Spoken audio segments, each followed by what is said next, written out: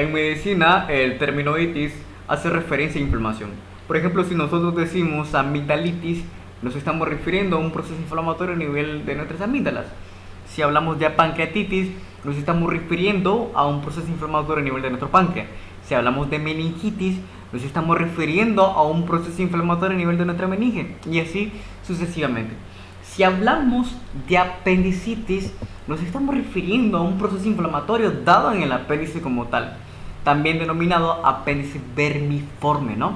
Entonces, teniendo en cuenta esto, nosotros podemos ya hablar de apendicitis en el paciente pediátrico y adulto, ¿no? Que es el título de nuestro tema de exposición. Obviamente, lo primero que hay que hacer cuando nosotros entramos a estudiar un tema es a repasar un poco la anatomía, ¿no? De manera general, el apéndice es una víscera hueca con un extremo ciego. ¿Qué quiere decir esto? Que tiene una entrada, pero no tiene una salida. Se localiza en el cuadrante inferior derecho del abdomen. La vascularización procede de la arteria apendicular, que es prácticamente una rama terminal de la arteria ileocecal. Suele tener de 6 a 10 centímetros de longitud en el paciente pediátrico, y en el adulto oscila entre el 0,5 y los 23 centímetros. Su anchura está comprendida de entre los 6 a los 8 milímetros en el paciente pediátrico, ¿verdad? Claro está que el apéndice no está ubicada en una zona como tal, sino que tiene diferente presentación de posición. Por ejemplo, la diferente literatura nos dice que el 0,5% el apéndice está ubicado en una posición postiliar. El 1% está ubicado en una posición preiliar. El 2% está ubicado a nivel pélvico, y un 32% está ubicado a nivel subcecal, y por supuesto lo más frecuente de todas, un 64% es la retrocecal. Prácticamente, muchachos, el apéndice es un verdadero divertículo del ciego. A diferencia de la enfermedad diverticular, que es prácticamente una prolongación o protuberancia comprendida por un conjunto de capas, a diferencia de eso, ¿verdad? La pared apendicular contiene toda la capa de la parte del colon: mucosa, submucosa, muscular longitudinal y circular, y por supuesto la cubierta serosa. Pero hay una gran diferencia entre las capas del apéndice con la del colon.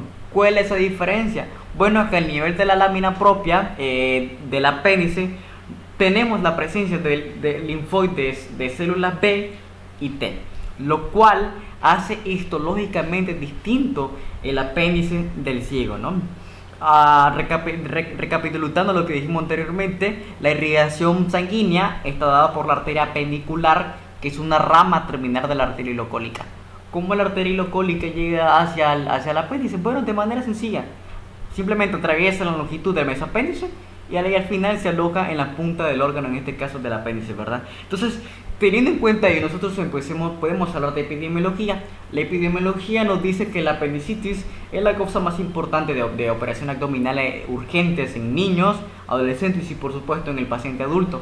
Es más frecuente en escolares con una máxima incidencia entre los 9 y los 10 años de edad, y afecta raramente a menores de 1 año. La incidencia de apendicitis aguda aumenta con la edad. Es más frecuente en niños que en niñas, y los niños tienen un riesgo a lo largo de la vida de contraer apendicitis de un 7 a un 9%. La apendicitis es más frecuente en niños mayores, con una incidencia máxima entre los 10 y los 18 años, o sea, en la preadolescencia y adolescencia. Todo en esta vida tiene una explicación, muchachos, y la explicación de esta epidemiología la responde la anatomía. ¿Cómo así? Bueno, la epidemiología nos dice que la apendicitis afecta raramente a menores de 1 año. ¿Por qué es así? Bueno, porque en el primer año de vida el apéndice tiene forma de embudo, lo cual hace menos probable que se obstruya el apéndice, ¿no? Ya sea por un cuerpo extraño, etc.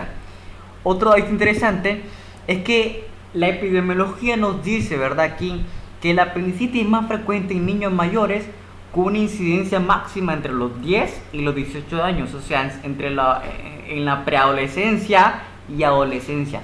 ¿Y por qué esto es así? Bueno, porque los folículos alcanzan su tamaño máximo durante la adolescencia, lo cual explica la incidencia máxima de apendicitis en este grupo de edad, ¿no? ¿Por qué es esto?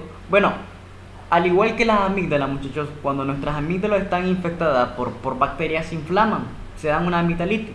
Lo mismo sucede con el apéndice, cuando el apéndice sufre una infección bacteriana, ¿no? O viral, el linfoide se inflama y obstruye la luz del apéndice y como resultado se da la apendicitis como tal. Otro dato interesante que tenemos que también mencionar es que el epiplón está subdesarrollado en niños pequeños y a menudo no puede contener material purulento, ¿no? Y esto explica la peritonitis difusa que suele seguir a la perforación en niños pequeños. Toda apéndice que se perfora en esta edad, sí o sí se da una peritonitis difusa, que es muy distinta en el adulto. En el adulto se puede dar una perforación del apéndice, sí también puede dar una peritonitis, pero a veces no se da. Siguiendo con la presentación, ya podemos hablar de la causa de la etiología como tal. La causa más frecuente de apendicitis es la hiperplasia de folículo linfoide, ¿no? Como dije anteriormente, cuando nuestras amígdalas están infectadas por bacterias o virus, estas se inflaman. Lo mismo sucede con el apéndice cuando está invadida por bacterias o por virus. La segunda causa más frecuente son los apendicolitos o fecalitos. Sabemos que a través del intestino grueso pasa toda la materia fecal hacia el ano y en ese momento se puede obstruir el apéndice por una materia fecal endurecida, ¿no? Ahora, cuerpos extraños. ¿Cómo los cuerpos extraños causan apendicitis? De la misma forma que lo causa un fecalito. Y hay microorganismos y parásitos, ¿no? Que pueden provocar apendicitis, ¿no? ¿Y cómo la provocan? Bueno, ya sea porque obstruyen directamente la luz o porque inflaman los folículos linfoides, ¿no? El microorganismo que más se relaciona con la apendicitis es la Yersinia. Ahora, como última causa, pero es muy rara vez, son los tumores, ¿verdad? Hay tumores que pueden causar una apendicitis, pero es muy raro, ¿no? Esos tumores pueden ser propios del apéndice o del colon, ¿no? Entonces, teniendo en cuenta esto, muchachos, nosotros podemos hablar de la fisiopatología. ¿Cómo se da la apendicitis? Bueno, se da en 9 pasos. Primero se tiene que obstruir, se tiene que dar la obstrucción, ¿no? Supongamos que nuestro paciente con apendicitis tenga como etiología, ¿verdad? Un apendicolito o un fecalito. Supongamos que este sea el apéndice de nuestro paciente y que este sea la entrada del apéndice y que este llegue a su extremo ciego, ¿verdad? Entonces supongamos que en la entrada del apéndice se aloja una materia fecal endurecida y por tanto obstruye el apéndice, ¿verdad? Una vez que el apéndice se obstruye, se llena de moco y se distiende. ¿Por qué se llena de moco y se distiende? Bueno, si retrocedemos en la parte de la anatomía, ahí se menciona que la pared apendicular contiene capas y una de esas capas es mucosa y su mucosa y obviamente se va a producir moco, ¿no? Entonces ese moco que se produce normalmente sale del apéndice y se va hacia el colon, pero como el apéndice está obstruido, ese moco no sale y por tanto se va llenando, ¿no? Entonces esa secreción continua de moco predispone al crecimiento excesivo de bacterias y estas dos cosas hacen que aumente la presión luminal e intramural. Por ejemplo, si el apéndice está de este tamaño, lo más probable es que se hinche más, ¿no? Entonces, una vez que se da este aumento de la presión luminal o intramural, se provoca una trombosis y oclusión de los vasos pequeños linfáticos, ¿no? Y una vez que se da esto, se provoca un enlentecimiento del flujo linfático, creando así la éxtasis. Y una vez que se presenta la éxtasis, muchachos, se compromete la parte vascular. Ya hay un compromiso vascular. Y una vez que se da el compromiso vascular, obviamente esto conlleva la isquemia y sabemos que lo que sigue a la isquemia es la necrosis y la siguiente perforación del apéndice. Tenemos que tener en cuenta aquí dos cosas.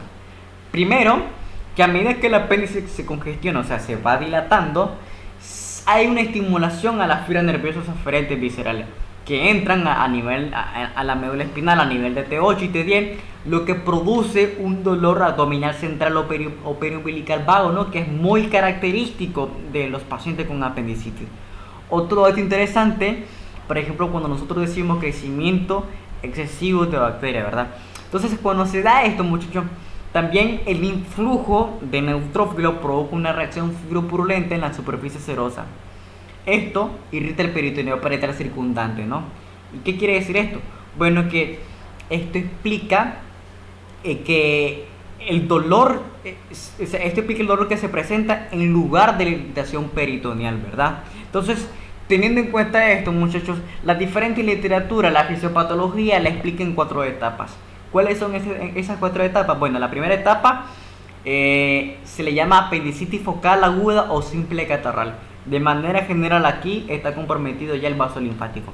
La segunda etapa, la apendicitis supurada o flebenosa o fibrinosa, aquí ya está comprometido el vaso sanguíneo, en este caso la vena. La tercera etapa, aquí se da la apendicitis gangrenosa. Aquí lo que está comprometido ya es la arteria, ¿no? Apendicular. Ya la cuarta etapa, ya la apéndice se perfora, ¿no? Ya está perforada. Claro está que toda esta etapa ocurre en el transcurso de entre las 24 y 36 horas en el inicio del proceso del primer síntoma que el paciente nos diga. Si el paciente nos dice que el primer síntoma que sintió fue dolor y que el dolor fue a las 8 de la mañana, un ejemplo, entonces a partir de esa hora nosotros tenemos que contar las 24 a 36 horas. Pero claro está, muchachos, esto no es un horario estricto. Esto no quiere decir de que el apéndice se va a perforar entre las 24 y 36 horas. Esto es una constante. Y este horario, por llamarle así, ¿no? Está limitado por algunas características. Porque puede ser que el apéndice se perfore antes de las 24 horas o después de las 36 horas. Y esto va a depender primero del contenido de la luz. ¿Qué hay dentro de ese apéndice, verdad? El grado de obstrucción. Realmente, ¿qué es lo que está causando la obstrucción en el apéndice? ¿Qué tanto se está secretando moco, ¿no? ¿Con qué rapidez? Y por último, las características no elásticas como tal de las paredes, ¿no? En este caso de la apendicitis. Entonces, esas 4 cosas van a afirmar, ¿no? El horario, ¿no? Ya sea de que el apéndice se perfora antes de las 24 o después de las 36 horas. Entonces, algo interesante aquí es que teniendo en cuenta lo anterior, muchachos, podemos hablar de la exploración física. La característica que el paciente nos diga es muy importante. ¿Por qué es muy importante? Porque a partir de la característica nosotros podemos hacer diagnóstico diferencial, ¿no? Por ejemplo, la característica del dolor de apendicitis es que es un dolor gradual y progresivo, ¿no? ¿Verdad? Entonces, si el paciente nos dice que ese dolor empezó y conforme el tiempo se sintió más intenso, entonces, y que ese dolor obviamente esté en fosa ilíaca derecha, lo más probable es que sea una apendicitis. En cambio, si ese dolor empezó en epigastrio y con el tiempo ya empezó a ser más progresivo, lo más probable es que sea una pancreatitis. En cambio, como vemos en nuestra otra lámina, si el dolor es repentino y es intenso y se da a nivel de epigastrio, lo más probable es que sea una úlcera perforada. Si se da a nivel umbilical, lo más probable es que sea una ruptura de una aneurisma aórtico. Si se da a nivel de fosa ilíaca derecha y el dolor es repentino e intenso, lo más probable es que sea un cólico uretal. Pero si el dolor es gradual y progresivo, debemos de pensar en una apendicitis. Entonces, otro dato interesante es el dolor referido, ¿verdad? En el apendicitis, por lo general, el dolor empieza en la zona umbilical y se irradia a fosa ilíaca derecha. Entonces, cuando se presenta eso, nosotros podemos pensar en una apendicitis muy diferente cuando el dolor empieza en epigastrio y se irradia a otra parte, ¿verdad? Lo más probable es que en este caso sea una pancreatitis, tal como vemos en la lámina. Entonces, otro dato interesante es con la mujer gestante. El mayor peligro que se encuentra una gestante con dolor abdominal agudo es la posibilidad de un retraso en el diagnóstico. ¿Por qué se retrasa mucho el diagnóstico en este tipo de pacientes gestantes? Bueno, porque los síntomas de la apendicitis como tal, ¿verdad? Ya hablamos de dolor abdominal, náusea y vómito o anorexia. Por lo general lo atribuimos más a la propia gestación que a la propia apendicitis. También tenemos que tener en cuenta que en el embarazo puede modificar las manifestaciones de algunos procesos patológicos y dificultar aún más la exploración física debido al crecimiento de útero en el interior de la pelvis. Sabemos que hacia el final del tercer trimestre el apéndice sale de la pelvis y se sitúa a pocos centímetros del reborde costal anterolateral derecho, ¿verdad? Y la mayoría tenemos la idea de que si el dolor es en fosa isquial derecha, es apendicitis. Pero sabemos que en la mujer gestante, al final del tercer trimestre, ya el apéndice se sitúa en el reborde costal anterolateral derecho. Y recordemos que la sintomatología de la apendicitis como tal también va a estar diferenciada, a como vimos en nuestra lámina anterior, por la presentación y posición del apéndice. Entonces, teniendo en cuenta ello, también tenemos que saber que durante la gestación se alteran también algunas pruebas de laboratorio, ¿verdad? Como el reencuentro de leucocitosis y otros parámetros químicos, lo que dificulta aún más la identificación del trastorno de la apendicitis en este tipo de pacientes. Y como estamos limitados por pruebas de imagen habituales, como por ejemplo una radiografía o un abdomen, obviamente por el debido riesgo a la exposición a la radiación del feto en desarrollo, la alteración en la rutina diagnóstica se altera. Confiamos más en otros parámetros como las constantes vitales y las pruebas de laboratorio, y al final llevamos a confundir o a subestimar el trastorno existente de nuestras pacientes. Y recordemos que el mayor peligro al que se enfrenta una gestante con dolor abdominal agudo es la posibilidad de un retraso en el diagnóstico. Entonces, muchachos, teniendo en cuenta ello, nosotros podemos hablar de las características clínicas por edad. Obviamente el tema es apendicitis en el paciente pediátrico y en el paciente adulto, de modo que las características clínicas van a ser diferentes. Por ejemplo, si nosotros hablamos del recién nacido de 0 a 30 días, el 75% de estos pacientes van a presentar distensión abdominal, el 42% va a presentar vómito, la disminución del dígito oral va a estar en un 40%, la sensibilidad abdominal va a estar dada en un 38%. Si nosotros escuchamos estos síntomas, lo escuchamos, ¿verdad? Podemos pensar en cualquier otra enfermedad menos en apendicitis, pero vemos que en el recién nacido con apendicitis estos son los síntomas más frecuentes. En cambio, en niños pequeños menores de 5 años, el síntoma más frecuente, dado entre un 72 a 94%, es el dolor abdominal, seguida por la fiebre entre un 62 a 90%, el vómito es un 80 a 83%.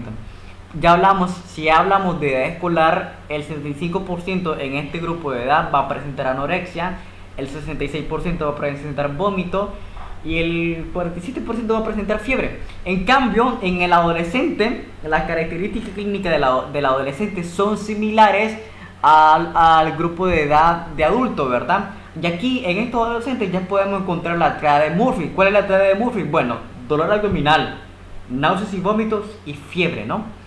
O la triada de Galofoy, que está dada por hiperestesia cutánea en fosa ilíaca derecha, defensa muscular en fosa ilíaca derecha y dolor provocado en fosa ilíaca derecha. Entonces, de manera general, en el adolescente y el adulto la sintomatología por lo general va a ser la misma.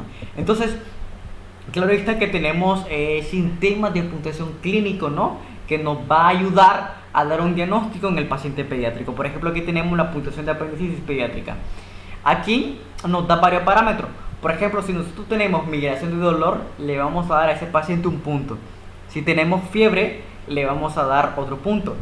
Si tenemos dolor con la tos, ¿verdad?, percusión o el paciente salta y siente dolor, le vamos a dar 2 puntos. Ahí ya se suman 2, 3, 4 puntos, ¿verdad? Si el paciente tiene sensibilidad en el cuadrante inferior derecho, le vamos a dar otros 2 puntos. Si tenemos una leucocitosis, le vamos a dar un punto. Y si tenemos un neutrófilo más formado de banda, le vamos a dar un punto. Un total de 10 puntos. ¿Cómo nosotros vamos a interpretar? Obviamente los 10 puntos no los vamos a tener en todos los pacientes pediátricos, ¿verdad? Pero, ¿cómo nosotros interpretamos esto? Bueno, esto lo hacemos aquí, se incluye exámenes de laboratorio y examen físico. Si nosotros hacemos el examen de laboratorio y el examen físico y encontramos, ¿verdad?, que el paciente tiene 3 puntos, entonces esos 3 puntos sugieren un riesgo bajo de apendicitis. Pero en cambio, si el paciente tiene de 3 a 6 puntos, ¿no?, es indeterminado, por tanto estamos obligados a usar medidas complementarias como por ejemplo examen de laboratorio o estudio por imagen. Pero claro, Si la puntuación nos da a mayor a 7, eso indica que hay un alto riesgo de apendicitis. Pero ojo muchachos, esta tabla que tenemos aquí solo está diseñada específicamente para niños de 4 a 15 años. Ya para niños menores de 3 años, ya aquí ya no es válida. Por eso anteriormente en nuestra presentación pusimos la característica clínica más frecuente por el rango de edad. Entonces, no solo tenemos la tabla, tenemos también la puntuación de Alvarado. Alvarado nos dice que si en nuestro paciente tenemos dolor migratorio de la fosa ilíaca derecha, le vamos a dar un punto. Si tenemos anorexia, le vamos a dar otro punto. Si tenemos náusea, vómito, le vamos a dar otro punto. Si hay sensibilidad en la fosa ilíaca derecha, le vamos a dar 2 puntos. Si hay sensibilidad de rebote en la fosa ilíaca derecha, le vamos a dar otro punto. Si hay temperatura mayor a 37.5, le vamos a dar un punto. Si tenemos una leucocitosis, le vamos a dar 2 puntos. Si tenemos un desplazamiento del recuento de leucocitos, le vamos a dar un punto. Obviamente no vamos a tener todos estos parámetros en un paciente, de modo que nosotros tenemos que saber interpretar. Por ejemplo, si sacamos por escala de Alvarado que nuestro paciente solo llega a acumular 3 puntos, es muy baja la probabilidad de apendicitis. Pensemos en otro diagnóstico, los diagnósticos diferenciales que vamos a hablar más adelante. En cambio, si tenemos de 4 a 6 puntos por escala de Alvarado, estamos obligados a realizar estudios complementarios, como por ejemplo estudios por imagen, ¿verdad? En cambio, si tenemos un punto mayor a 7 o 7, es muy alta la probabilidad de que ese paciente tenga una apendicitis. Ojo, si en la otra tabla dijimos que esa tabla, ¿verdad?, está diseñada para niños de 4 a 15 años, la escala Alvarado requiere que los niños identifiquen la náusea, la anorexia y la migración del dolor. Si el niño no puede identificar esto, la escala de Alvarado no es válida para ese paciente.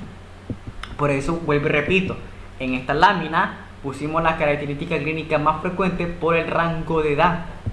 Entonces, obviamente muchachos, si nosotros empezamos a leer la bibliografía o los diferentes libros de cirugía y nos enfocamos en apendicitis, van a salir un montón de signos o sea, un montón, podemos incluso encontrar hasta más de 100.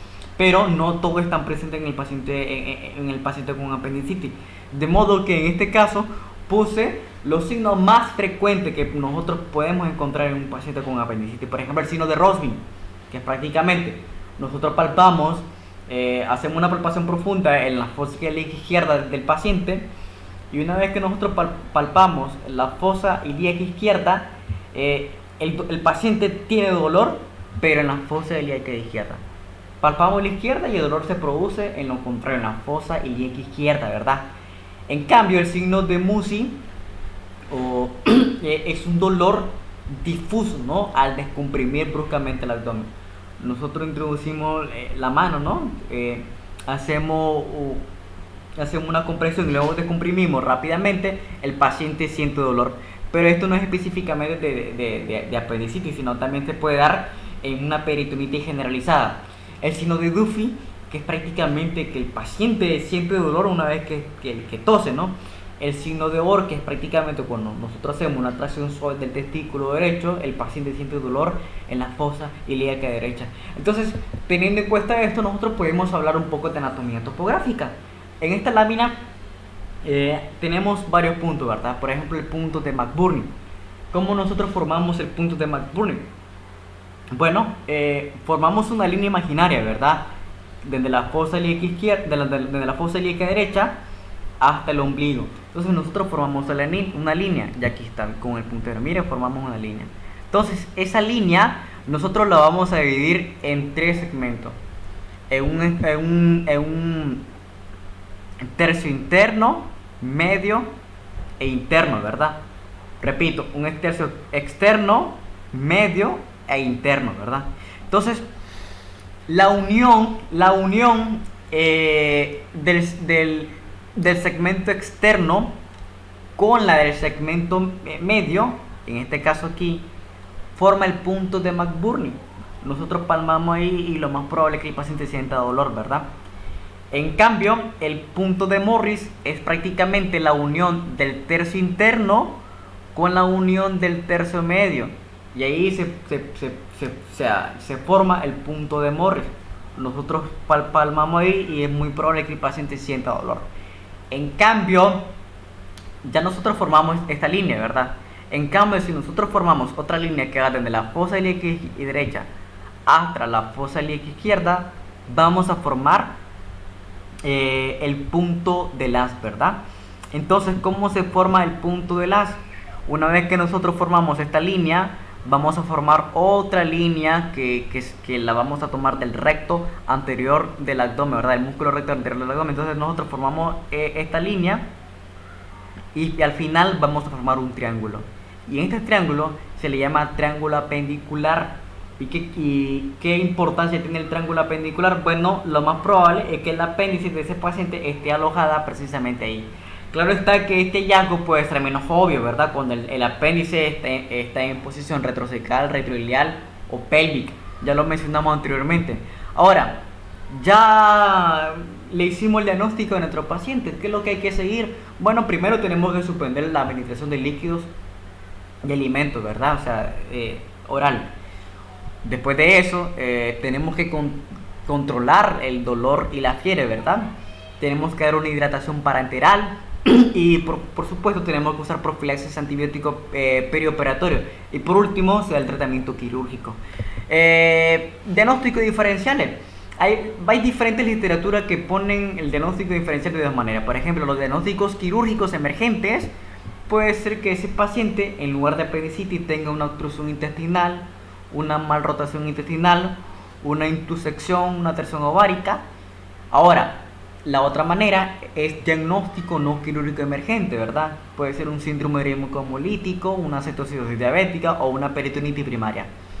Otro diagnóstico no quirúrgico en los diagnósticos diferenciales puede ser una nefrolitiasis, una enfermedad de célula falciforme y así sucesivamente. Incluso puede ser una neumonía. ¿Por qué una neumonía? Puede hacer, ¿verdad?, que ese paciente con neumonía tenga una infección en el lóbulo inferior pulmonar. Ese lóbulo irrita lo que es el diafragma y la irritación del diafragma puede producir o simular una apendicitis. Entonces, otras literaturas ponen a los diagnósticos diferenciales en tres grandes grupos.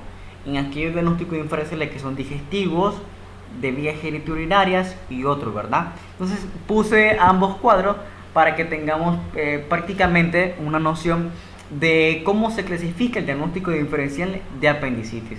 Entonces, teniendo en cuenta ello, podemos hablar de estudio por imagen. Tenemos mucho estudio por imagen, pero el gold estándar es la ecografía. ¿Por qué la ecografía tiene una sensibilidad y especificidad elevada? Más del 90% de la mayoría de la literatura nos dicen esto, ¿verdad? ¿Por qué? Bueno, la literatura nos dice que los niños son candidatos ideales para el uso de ecografía debido a su relativo alto contenido en agua y su baja estatura, ¿no? Entonces, a mayor agua se va a dar un eco y obviamente va a dar una mejor imagen, ¿no?, para observar el apéndice como tal. Otro dato interesante es que obviamente de entrada no vamos a mandar el estudio por imagen como tal. Primero tenemos que hacer una evaluación inicial meticulosa que incluye la anamnesis, la exploración física, revisión de los signos vitales, las pruebas de laboratorio, y una vez que el diagnóstico siga siendo dudoso, los estudios radiográficos pueden mejorar sustancialmente la precisión diagnóstica. Por ejemplo, en la fotografía A se observa una hoja apendicolito calcificada en la proyección anteroposterior en cono invertido de la fosa ilíaca derecha. Claro está que no todos los pacientes van a tener este resultado, porque a lo mejor la apendicitis que ese paciente tenga no esté dada por un apendicolitis, o sea por otra causa. En la lámina B tenemos un apéndice extirpado de una niña de 10 años de edad con una apendicitis aguda. Vemos aquí muy probablemente sea un apendicolito, ¿verdad? O algún cuerpo extraño. Entonces, tenemos, una vez teniendo en cuenta todo lo que hemos mencionado anteriormente, y para no alargar ya la presentación, podemos hablar brevemente de algunas controversias actuales y circunstancias especiales de los pacientes. Por ejemplo, todos sabemos que el tratamiento para apendicitis es la apendicectomía, ¿no? O sea, la extirpación total del apéndice. Pero hay diferentes estudios, hay diferentes bibliografías que hablan de un tratamiento conservador para las apendicitis. ¿Y qué consiste ese tratamiento conservador? Bueno, exclusivamente a la antibiótico-terapia. Muchos estudios dicen, ¿verdad?, que el 37% de los pacientes requieren finalmente una apendicectomía durante el primer año tras el tratamiento con antibiótico. Un 37%. O sea, mi paciente viene, yo no le practico la apendicectomía, le hago un tratamiento conservador a base de antibiótico-terapia y me dice el estudio que, que durante el primer año tras el tratamiento con antibiótico, el 37% de los pacientes requieren una apendicectomía. Nos sigue diciendo, ¿verdad?, que tras un seguimiento de 5 años de este grupo de pacientes que fue elegido para este estudio, el 16% de los pacientes accionados aleatoriamente de antibiótico-terapia se sometieron a una apendicectomía entre el 1 y los 5 años después del diagnóstico, ¿verdad? De manera general, los autores comprobaron que el tratamiento conservador tuvo una eficacia al cabo de un año de solo el 63,8%, mientras que aquellos pacientes al que se le realizó apendicectomía demostró una eficacia del 93%. La diferencia es mucha, ¿no? Entonces, este estudio prácticamente nos dice que es más confiable practicar una apendicectomía en lugar de dar un tratamiento conservador. Otro dato interesante son las apendicectomías profilácticas. ¿Qué quiere decir apendicectomía profiláctica? Bueno, es prácticamente la resección del apéndice durante otro tipo de intervención sin que existan pruebas manifiestas o definitivas de apendicitis. Yo me voy a operar, un ejemplo de me van a hacer una colelar, pero una vez que me hagan la colelar, ahí nomás me extirpan el apéndice. A esto se refiere la apendicectomía profiláctica, ¿verdad? Ahora, ¿por qué se hace esto? ¿O cuál es el objetivo? Bueno, prácticamente prevenir el riesgo de apendicitis en el futuro o en caso de un diagnóstico incierto, ¿verdad? Pero practicar esto conlleva algunos peligros, por ejemplo, un mayor riesgo de infección y la pérdida del apéndice para una posible reconstrucción gastrointestinal o urogenital posterior. ¿Por qué nos dicen una pérdida del apéndice para una reconstrucción gastrointestinal o urogenital posterior? Bueno, porque el apéndice se podría utilizar para la reconstrucción en estos pacientes, ¿verdad?, que tengan o necesiten una reconstrucción gastrointestinal o urogenital. De modo que el estudio nos dice que se debe evitar rigurosamente la apendicectomía profiláctica en pacientes con riesgo de incontinencia intestinal o vesical, especialmente en los que tienen malformaciones de la cloaca, estrofia y malformaciones anorrectales. ¿Por qué? Porque precisamente se puede utilizar el apéndice como parte de la reconstrucción, ¿verdad? Otro interesante son las apendicitis crónicas. Nadie llega al consultorio diciendo, doctor, soy un paciente con apendicitis crónica. Pero hay un estudio que identificó un subgrupo de pacientes que manifiestan dolor abdominal inferior crónico que desaparece después de practicar una apendicectomía, ¿verdad? Estos pacientes están siendo estudiados por otros trastornos digestivos conocidos como especialmente la enfermedad intestinal inflamatoria, ¿verdad? Y en muchos casos muestran indicios de dilatación apendicular o de apendicolito durante un estudio por TAC o resonancia magnética. Claro está, muchachos, ¿verdad?, que siempre se realiza un estudio hematológico y no se observa ningún factor en particular que acentúe o alivie el dolor abdominal bajo en estos pacientes. Entonces, la apendicectomía puede tener, si lo planteamos de esta manera, un efecto curativo en pacientes escogidos. Los que no tienen apendicitis crónica no tienen ningún beneficio. Se preguntarán ustedes, y cómo se eligió a estos pacientes. Bueno, se eligió por un estricto proceso de selección. El estudio nos dice que se sometieron a una colonoscopia y estudio de imagen antes de la cirugía para descartar cualquier enfermedad que simule una apendicitis. Y uno de los criterios de inclusión fue lo siguiente: El paciente tiene que tener mínimo 3 meses de dolor persistente en el cuadrante inferior derecho. 2. Se descartó a todos los pacientes con lumbalgia crónica, cirugía abdominal previa, enfermedad intestinal inflamatoria y trastornos ginecológicos. En base a eso, en resumen, el estudio nos dice que un dolor crónico, escuchemos bien, un dolor crónico en el cuadrante inferior derecho, sin indicios de inflamación aguda, puede justificar una apendicectomía selectiva en pacientes escogidos. Y tiene obviamente mucha lógica, porque el estudio nos dice que la apendicectomía puede tener un efecto curativo en pacientes escogidos. Dice lo siguiente: los que no tienen apendicitis crónica no tienen ningún beneficio. Entonces, ¿cómo ellos llevaron a cabo esto? Bueno, durante los criterios de inclusión y, por supuesto, al estricta proceso de selección que se sometieron a estos pacientes. Otro dato interesante que le puse en esta lámina es que en relación al uso de analgésico, ¿verdad? En el pasado se aconsejaba la analgesia para pacientes con apendicitis por la creencia errónea de que el control del dolor enmascaría prácticamente los síntomas o ocultaría los síntomas y haría que los médicos pasaran por alto los signos definitivos de la enfermedad. Claro está que si el paciente llega con dolor y yo le provoco analgésico, al momento de la exploración física lo más probable es que el paciente me diga que no siente dolor, ¿verdad? Pero esto es algo erróneo, según un estudio, ¿verdad? Hay un estudio, como vemos aquí en la lámina, que se realizó a 108 niños, ¿verdad? De entre 5 a 16 años, con sospechas de apendicitis que recibieron morfina intravenosa o solución salina normal, ¿verdad? Mientras se sometía a evaluación en el servicio de urgencias de un hospital infantil. ¿Cómo concluyó el estudio?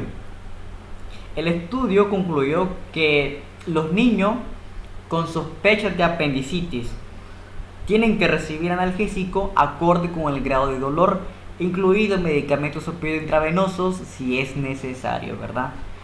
¿Esto por qué? Bueno, porque el estudio demostró que al administrar analgesia a estos niños no se relacionó o no se asoció con perforación, apendicectomía negativa o ingreso para observación después de la cirugía. Entonces, en base a este estudio, es válido administrar analgesias a estos niños, ¿verdad? Con sospechas de apendicitis. Entonces, muchachos, esa fue la clase de hoy. Cualquier duda, cualquier pregunta, como siempre, pueden hacerlo a través de mis redes sociales. Buen día.